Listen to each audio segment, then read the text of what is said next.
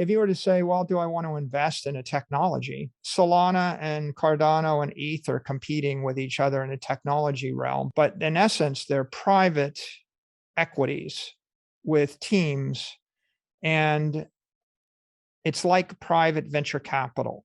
I think that the industry would benefit if the SEC and the CFTC put out clear guidance as to how you qualify as a digital commodity. Most of them are non-compliant right now, but Uber and Airbnb were non-compliant too, right?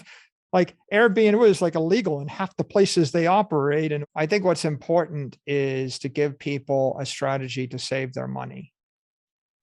When I was growing up, my family wasn't wealthy. What we had was a savings account, and the savings account yielded 6% interest. And now savings account don't yield any interest. And so if you're taking your paycheck and your savings every single month and you're saving them in currency, you're probably going to see your life savings dwindle away. So I'm an advocate of Bitcoin primarily because people need a technology to save their life's work. In a very uncertain world right now, and there's a lot of political uncertainty with regard to politics, trade policy, labor policy, manufacturing policy. So if you're considering investing in a company, the question you have to struggle with is, will the company be impacted by tariffs or trade policy or tax policy or labor policy or manufacturing policy or a war or a famine? And so that's the first uncertainty. The second uncertainty we have today is monetary uncertainty. We see a lot of countries with their currencies collapsing. In Argentina, they just implemented some capital controls limiting the amount of US dollars that companies are allowed to hold. In Zimbabwe, they're dollarizing. Their currency has literally collapsed to nothing. And so if you're holding a currency or you're holding a company or a bond that generates cash flows in anything other than the dollar, you have a massive amount of uncertainty and risk. If we look at the last 12 months, the euro has weakened against the dollar, the pound has weakened against the dollar, the yen has weakened against the dollar, the Turkish lira has weakened against the dollar. In fact, just about every currency in the world is collapsing against the dollar. You've got a stagnating economy, you've got an inflating money supply, which means that your currencies are buying less. So if you're any individual and you're looking out over the course of a decade, and you have any capital that you wish to preserve, or you're generating cash flow from your job, the question is, what do you do to insulate yourself from stagflation? And if you rifle through the list of options, you can invest in companies, but which company? If you invest there's no company in Zimbabwe that'll save you. So I guess if you X out all the international companies and you invest in domestic companies in the country where you live, the question then is, do you actually know enough to handicap their performance? So if you're buying a non-monopoly company, it's risky for all sorts of reasons. If the company has employees, it's risky because of employment taxes and labor policy and unionization. If the company manufactures things and moves them across borders, it's risky because you end up with tariff barriers. It may be, if you manufactured great stuff in China, you can't bring it to the US. Maybe it gets banned. So if you're trying to save your capital by investing in companies, you take on all sorts of corporate risk. If you're trying to preserve your capital by buying bonds are currency derivatives. They're value based on cash flows. So if the dollar supply increases by 15% a year, you have to discount the bond cash flows by 15% a year. That means that every 5 years or so, they're worth half as much. If you're holding the cash itself, that's obviously a currency derivative. It's collapsing in value.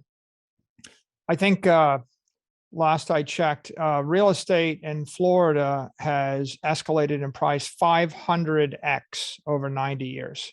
This is running 15 to 20% monetary inflation rate.